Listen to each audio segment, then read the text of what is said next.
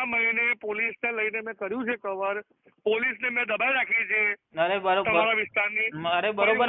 કઈ પોલીસ છે? બોલો ને, કઈ પોલીસ વાળા છે? મારે ના કહેવાય તમને. નમસ્કાર દર્શક મિત્રો, જનાર્દન ન્યૂઝમાં આપણું સ્વાગત છે.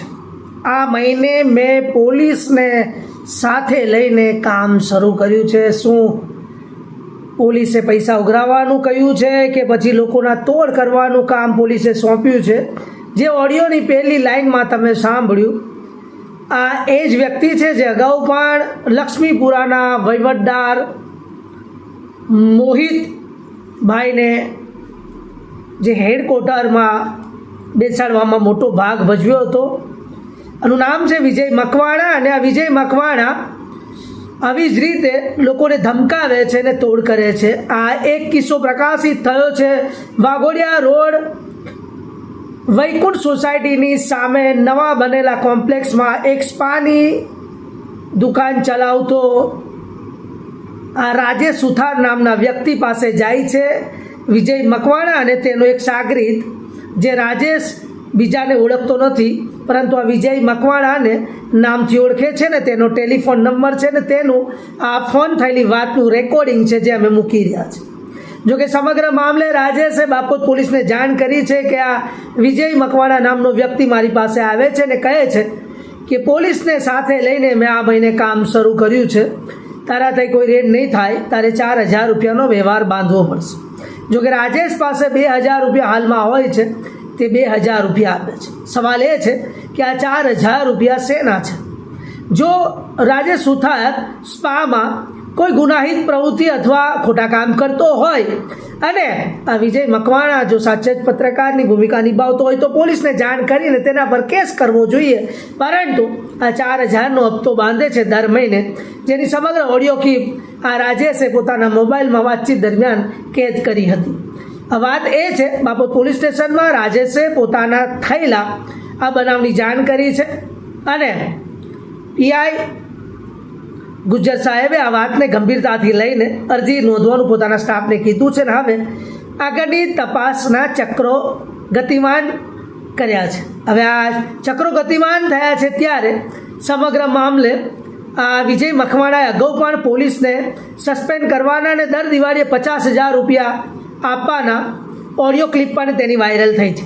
વારંવાર વિવાદમાં આવતો આ કથાકથિત પત્રકારને હવે વડોદરા શહેર પોલીસ કેવા પાઠ ભણાવે છે તે જોવાનું રહ્યું. પરંતુ પોલીસ માટે મોટો પડકાર છે. વડોદરા શહેરના ખાસ કરીને પોલીસ કમિશનર અને અધિક્ષક પોલીસ કમિશનર ડૉક્ટર લીના પાટીલ હોય, તેમજ પોલીસ કમિશનર નરસિંહ કોમર હોય, આ બંને વિચારવાની વાત આવી છે કે આવા લોકો પોલીસના નામે તોડ કરે છે. સાચે જ અમને પોલીસ મોકલે છે કે જાતે જઈને લોકોને ડરાવે છે? સમગ્ર મામલે તપાસ બને છે કે કેમ તે જોવાનું રહ્યું. હવે આ મામલો અહીંયા જ અટકતો નથી, પરંતુ ગુજરાતની પોલીસ એટલે કે ગુજરાતના ડીજીને પણ આવી જ રીતે આ પડકાર ફેંકવાની વાત છે કે તમારી પોલીસ શું આવા વચેટિયાઓ રાખે છે કે પછી પોલીસના નામે લોકોને દમન ગુજારીને લોકો પાસે પૈસા ઉઘરાવે છે? આવા લોકોને કેવી રીતે પોલીસ પાઠ ભણાવે છે? વડોદરા શહેરમાં હાલ જ દિવાળીના સમયે આપ સૌ જાણો છો કે મર્ડરના કેસો હોય, ડ્રિંક એન્ડ ડ્રાઈવના કેસો હોય, પોલીસ હાલમાં કામગીરી ખૂબ સારી કરી રહી હોય ત્યારે આવા લોકો બીજા રીતે પણ પડકાર ફેંકી રહ્યા છે. જોવાનું રહેશે. બાપોદ પોલીસમાં અરજી તો અપાઈ ગઈ છે, પરંતુ હવે આના પર કેવી કાયદેસરની કાર્યવાહી થાય છે, ઉચ્ચ અધિકારીઓ આમાં કેવું ધ્યાન દોરે છે તે જોવાનું રહ્યું. Bureau report, Janardan news, Vadodara. એમને કીધું, મેં કીધું 4,000 માંગ્યું તો મેં કીધું 2,000 રૂપિયા મેં આલ્યો છું. મેં કીધું 2,000 રૂપિયા આલ્યો ને 2,000 હજી આલવા કીધું છે એલા સાહેબે.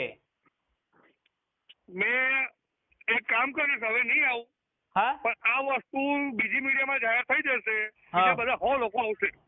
એટલે ના, મેં એ નહીં કરે, જાહેર ના કરે. મારી વાત સાંભળો. 2,000 રૂપિયા મેં આજે સવારમાં આલ્યું, 4,000 નું મારી જોડે વ્યવહાર કર્યું હતું.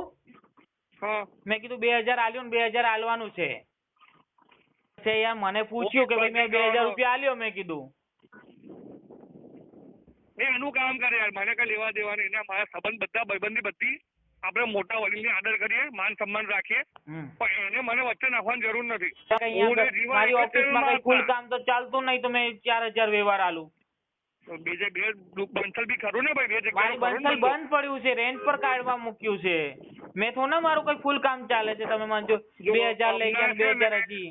આ મહિને પોલીસને લઈને મેં કર્યું છે કવર, પોલીસને મેં દબાઈ રાખી છે અરે બરોબર, તમારા વિસ્તારની. અરે બરોબર. મારી કઈ પોલીસ છે બોલો ને, કઈ પોલીસ વાળા છે? મારે ના કહેવાય તમને. અરે મેં તમારું જો મારી જોડથી તમે 4000 લઈ ગયા યાર. મને મારા ભાઈ બી મને અત્યારે બોલવા મળ્યો.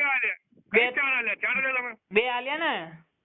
હા તો પછી બે તો આલ્યા, હજી બે તમને મેં આવતા મહિને કરી આપીશ.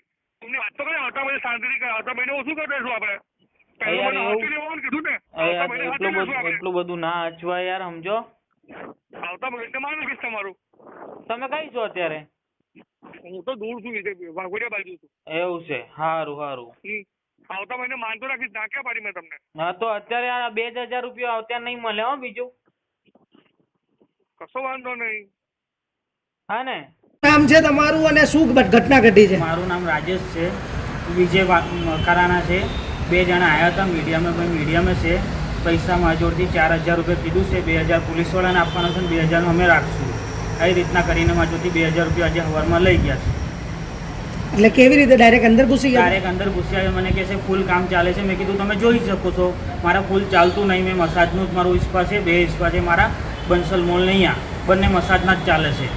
એવું મેં એમને કીધું હતું. તો કે હર મહિને મને 4000 આલવા જ પડશે કે એવું કીધેલું મને. 2000 રૂપિયા મારા જોડે આજે લઈ ગયા છે, 2000 કે 2 દિવસ પછી આવીને લઈ જઈશ એવું કીધેલું. કેવી રીતે પૈસા આલેલા તમે? કેસ આપેલા છે, 100-100ની નોટ ગણીને આપેલી છે, 20 નોટ આપી છે મેં. 2000? હા. અને એ 2000 લેવા આવેલા ત્યારે તમે કેવી રીતની વાત કરી હતી? પહેલાં આવ્યા હતા, અંદર ઘૂસ્યા, મને બેઠા, મને કે અંદર ફૂલ કામ ચાલે છે, મને કોઈ જાણકારી આલી છે. મેં કીધું તમે ચેક કરી શકો છો. તો ચેક નહીં કરી, આવીને ડાયરેક્ટ કીધું કે તમારું મારે વ્યવહાર કરવું પડશે. કે પછી મેં કીધું ચાલો કંઈ વાંધો નહીં, વ્યવહાર કરી દઈશું. મને નહીં ખબર હતી કે કોણ છે ને કોણ નહીં.